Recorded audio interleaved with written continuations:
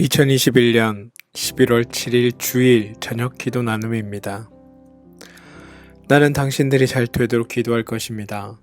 내가 기도하는 일을 그친다면 그것은 내가 하나님께 죄를 짓는 것입니다. 그런 일은 없을 것입니다. 오히려 나는 당신들이 가장 선하고 가장 바른 길로 가도록 가르치겠습니다. 당신들은 주님만을 두려워하며 마음을 다 바쳐서 진실하게 그분만을 섬기십시오. 주님께서 당신들을 생각하시고 얼마나 놀라운 일들을 행하셨는가를 기억하십시오. 만일 당신들이 여전히 악한 행동을 한다면 당신들도 망하고 왕도 망할 것입니다. 사무엘상 12장 23절에서 25절 말씀. 세상 모든 일에는 시작과 마침이 있는데 그때를 분별하며 때에 맞게 사는 것이 지혜로운 삶일 것이다.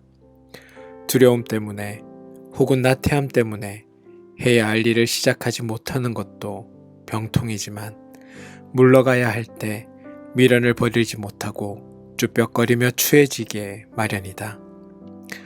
이형기 시인은 낙화에서 가야 할 때가 언제인가를 분명히 알고 가는 이의 뒷모습은 얼마나 아름다운가 라고 노래했다.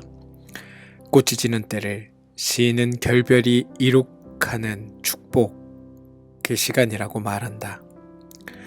떠나지 못하는 까닭은 미련 때문이기도 하지만 자기가 이룩한 성과에 기대어 살고 싶기 때문이다. 자기를 지우는 연습을 하지 못한 채 앞만 보고 달려온 이들은 그 성취의 자리를 떠나는 순간 자기 삶이 무너지는 것 같은 위기감에 사로잡힌다. 때가 되면 홀가분하게 떨어지는 낙엽으로부터 삶을 배울 일이다. 태어나기 전부터 하나님께 봉헌되었던 사무엘. 그의 시간이 서서히 저물어가고 있었다. 사사시대를 거쳐 왕정시대로 이행해 가던 시기에 그는 정말 귀한 역할을 감당했다. 무질서한 세태를 바로잡고 또 새로운 질서를 태동시키는 책임은 막중한 것이었다. 사울에게 기름을 부어 왕으로 세운 후 그는 이스라엘 온 백성들에게 고별사를 한다. 먼저 자기가 백성들에게 폐를 끼친 것이 있다면 지적해달라고 청한다.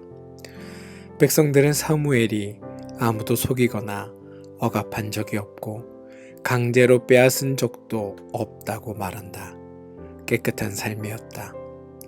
사무엘은 이스라엘 가운데서 나타난 하나님의 구원 역사를 간략하게 요약한다. 아쉬움이 없는 것은 아니었다. 왕을 세움으로 병든 공동체의 이상이 훼손될지도 모른다고 여겼기 때문이다. 그러기에 더욱 주님의 뜻에서 떠나선 안 된다고 당부했다. 그리고 다짐하듯 말한다. 나는 당신들이 잘 되도록 기도할 것입니다. 내가 기도하는 일을 그친다면 그것은 내가 하나님께 죄를 짓는 것입니다. 그런 일은 없을 것입니다. 오히려 나는 당신들이 가장 선하고 가장 바른 길을 가도록 가르치겠습니다. 현직에서 물러나 백성들을 위해 기도하겠지만 선하고 바른 길을 가르치는 직무는 포기하지 않겠다는 것이다. 권력에 대한 미련 때문이 아니다. 국가의 원로로서 그는 해야 할 일을 방기하지 않으려는 것이다. 사사건건 간섭하면서 자기 영향력을 확대하려는 게 아니라 역사가 지향해야 할 방향을 가리키는 표지판이 되겠다는 것이다. 표지판은 오지랖 넓게 이곳저곳 돌아다니면서 간섭하지 않는다. 길을 찾는 이들에게 바른 길을 가리켜 보일 뿐이다. 원로가 원로의 역할을 제대로 감당할 때 공동체는 든든히 세워진다. 오늘의 기도. 하나님, 무대 위에 서는 많은 이들이 주연 배우가 되고 싶어 합니다. 중요한 역할을 맡고 싶다는 생각을 나무랄 수는 없습니다. 하지만 조연이나 보조 출연자들이 없다면 무대 위의 이야기는 온전할 수 없습니다. 또 무대 위에서 보이지 않는 수고를 하는 이들이 많습니다. 그들은 눈에 보이진 않지만 소중한 사람들입니다. 하나님의 역사 무대에서 우리에게 주어진 역할이 무엇이든 성심껏 감당할 수 있게 해 주십시오.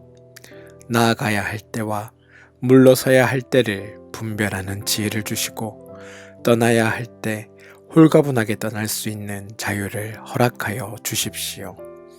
예수님의 이름으로 기도합니다. 아멘.